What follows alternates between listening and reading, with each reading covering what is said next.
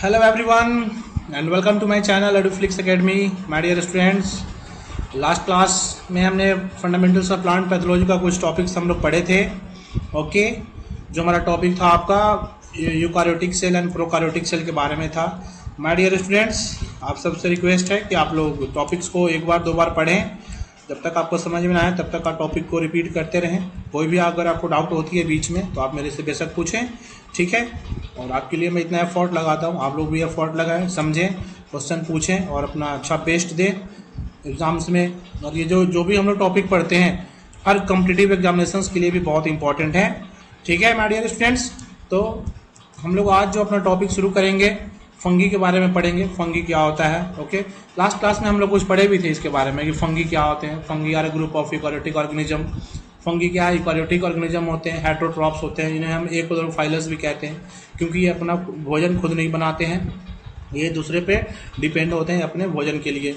और इनका reproduction vegetative asexual और सेक्सुअल रिप्रोडक्शन दोनों तरीके से होते हैं, ठीक है। तो हम लोग ये लास्ट क्लास में पढ़े थे, तो इस पर ज़्यादा मैं टाइम नहीं दूंगा। फिर जो हम लोग कुछ इसका कैरेक्टरिस्टिक्स पढ़े थे कि characteristics of features of fungi, कुछ कॉमन फीचर्स, ठीक है, जो वार्म एंड ह्यूमिड प्लेसेस में पाए जाते हैं। Fungi are free living parasites, okay.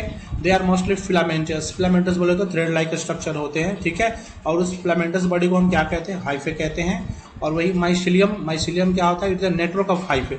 जो हाइफे जो थ्रेड लाइक स्ट्रक्चर जो जुड़ा रहता है एक दूसरे से, उस नेटवर्क को हम क्या कहते हैं, माइसिलियम कहते हैं। तो हम लोग ये लास्ट क्लास में पढ़े थे, इनका reproduction asexually sexually spore formation के थ्रू होते हैं, ठीक है। तो ये कुछ हमने टॉपिक पढ़ा था, तो इसमें मैं ज़्यादा टाइम नहीं दूंगा। जो मेरा जो मेन टॉपिक है आज हम लोग उस पर आते हैं, ठीक है। तो इसे मैं अभी हटा दे रहा हूँ और हम लोग शुरू करते हैं आप सबके लिए। ये टॉपिक है हमारा classification of fungi, okay, based on mode of nutrition. Nutrition के बेसिस पे फंगी का क्लासिफिकेशन कितने हैं, ठीक है। On the basis of nutrition kingdom fungi can be classified into 3 groups, saprophytic, parasitic, symbiotic, okay. Saprophytic ऐसे फंगी होते हैं, the fungi obtain their nutrition by feeding on dead organic substances. जो dead organic substances पे depend होते हैं अपने food के लिए, उन्हें हम क्या बोलते हैं, सैप्रोफाइटिक, ओके। एग्जांपल में क्या है आपका, राइजोपस है, पेनिसिलियम है, एस्परजिलस है। Parasitic fungi, the fungi obtain their nutrition by living on other living organism, plants और animals, and also observe nutrients for their host, ठीक है। ऐसे पैरासिटिक फंजी ऐसे फंजी होते हैं जो किसी लिविंग ऑर्गेनिज्म पे डिपेंड होते हैं अपने न्यूट्रिशन के लिए, और साथ ही साथ अपने होस्ट प्लांट के लिए भी क्या करते हैं, वो न्यूट्रिएंट्स एब्जॉर्ब करते हैं। जैसे एग्जांपल क्या आपका टैफरीना है, पक्सीनिया है। Symbiotic, this fungi live by having an interdependent relationship with other species in which both are mutually benefited. ये ऐसे पैरासिटिक ऐसे फंगी होते हैं जो एक दूसरे पे इंटरडिपेंडेंट रहते हैं, रिलेशनशिप मेंटेन करते हैं, ठीक है, एक दूसरे को हेल्प करते हैं, म्यूचुअली बेनिफिट करते हैं, ठीक है। जैसे कि lichens and mycorrhiza. Lichens are symbiotic association between algae and fungi. Fungi और एल्गी में दोनों में लाइचेंस का क्या है, सिम्बायोटिक एसोसिएशन है। Here both algae and fungi are mutually benefited. दोनों एक दूसरे से म्यूचुअली बेनिफिट करते हैं, एक दूसरे से हेल्प लेते हैं, एक दूसरे के लिए सपोर्ट करते हैं।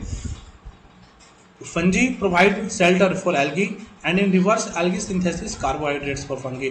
फंगी क्या करता है, एल्गी के लिए फूड क्या शेल्टर प्रोवाइड करता है, और एल्गी क्या करता है, कार्बोहाइड्रेट्स सिंथेसिस करता है, ठीक है। Mycorrhiza is a symbiotic association present between fungi and plants. Mycorrhiza क्या है, ये फंजी और प्लांट्स में सिम्बायोटिक रिलेशनशिप एस्टेब्लिश करते हैं, ठीक है। Fungi improve nutrients uptake by plants whereas plant provides organic molecules like sugar to the fungus।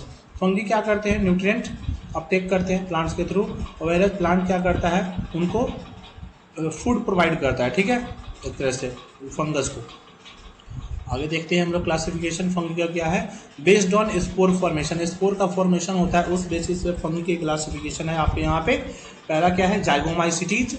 These are formed by the fusion of 2 different cells. 2 cells के fusion से इनका formation होता है, और इसमें the sexual spores are known as zygospores while the asexual spores are known as sporangiospores. दो आपके इसमें एसेक्सुअल और सेक्सुअल स्पोर्स इन्वॉल्व होते हैं फ्यूजन के लिए, उन्हें हम क्या बोलते हैं, zygomycetes. And the hyphae are without septa. Hyphae जो होते हैं बिना सेप्टा के होते हैं, एग्जाम्पल क्या है आपका, म्यूकोर। दूसरा क्या है आपका, ascomycetes. They are also called sac fungi, okay. इन्हें हम क्या बोलते हैं, सैक फंगी भी बोलते हैं। जैसे कि आप देख सकते हैं यहाँ पे क्या आपका लिखा हुआ, they can be a chloro, they can be, क्या लिखा हुआ आपका यहाँ पे, they can be coprophilous, decomposers, parasitic और सैप्रोफाइटिक। ये कोर्कोफाइलस भी हो सकते हैं, डिकम्पोजर्स और पैरासिटिक और सैप्रोफाइटिक भी होते हैं। The sexual spores are called ascospores. Okay, जो इसमें सेक्सुअल स्पोर्स होते हैं, सेक्सुअली मेथड के थ्रू होते हैं, उस स्पोर को हम क्या कहते हैं, एस्कोस्पोर्स। और asexual reproduction occurs by conidiospores, और ए सेक्सुअल रिप्रोडक्शन किसके थ्रू होते हैं, कोनिडियोस्पोर्स के थ्रू होते हैं। एग्जाम्पल क्या है आपका, सैक्रोमाइसीज। आगे देखते हैं हम लोग क्लासिफिकेशन क्या है, basidiomycetes. Mushroom are the most commonly found basidiomycetes and mostly live as parasites. Okay, mushroom सबसे कॉमन एग्जांपल है बैसिडियोमाइसिटीज का, और एज ए पैरासाइट्स ये क्या होते हैं, रहते हैं। ठीक है, sexual reproduction occurs by basidiospores. Sexual reproduction हमारा कैसे ऑकर होता है, बैसिडियोस्पोर्स के थ्रू होते हैं। Asexual reproduction occurs by conidia. Okay, ये सेक्सुअल रिप्रोडक्शन किसके थ्रू होते हैं, कोनिडिया के थ्रू, बडिंग और फ्रेगमेंटेशन के थ्रू। ठीक, एग्जाम्पल क्या है आपका, एगैरिकस। आगे आपका क्या है, स्पोर फॉर्मेशन के बेसिस पे नेक्स्ट क्लासिफिकेशन क्या है, deuteromycetes. They are otherwise called imperfect fungi as they do not follow the regular reproduction cycle. ठीक है, ये रेगुलर रिप्रोडक्शन साइकिल फॉलो नहीं करते, इसे हम क्या इम्परफेक्ट फंगी भी बोलते हैं। जैसे कि और फंगी जो साइकिल मेंटेन करते हैं, ये उस साइकिल को मेंटेन नहीं करते हैं। दे डू नॉट रिप्रोड्यूस सेक्सुअली, और ये सेक्सुअली तरीके से रिप्रोडक्शन नहीं करते हैं। Asexual reproduction occurs by conidia, और कोनिडिया के through a sexual reproduction occur होते हैं। और एग्जाम्पल में क्या आपका, ट्राइकोडर्मा। नेक्स्ट क्लासिफिकेशन देखते हैं माय डियर स्टूडेंट्स, कुछ आप लोग देख सकते हैं यहाँ पे। ये आपका क्या है, मशरूम का एग्जांपल है, फंगी का एग्जांपल है। सैक फंगी कैसे होते हैं आप यहाँ देख सकते हैं। ठीक है, कुछ हमने पढ़ा था हाइफे क्या होते हैं। ठीक है, जैसे म्यूकर का एग्जांपल आपका यहाँ पे है। यहाँ पे क्या लिखा हुआ है, सेप्टा इज डिवाइडिंग वाल और membrane specially between bodily spaces और मासेज। सेप्टा क्या है, दो वाल और मेम्ब्रेन को क्या करता है, डिवाइड करते हैं। ठीक है, तो उसे हम क्या बोलते हैं, सेप्टा बोलते हैं। आगे का क्लासिफिकेशन हम लोग देखते हैं माय डियर स्टूडेंट्स।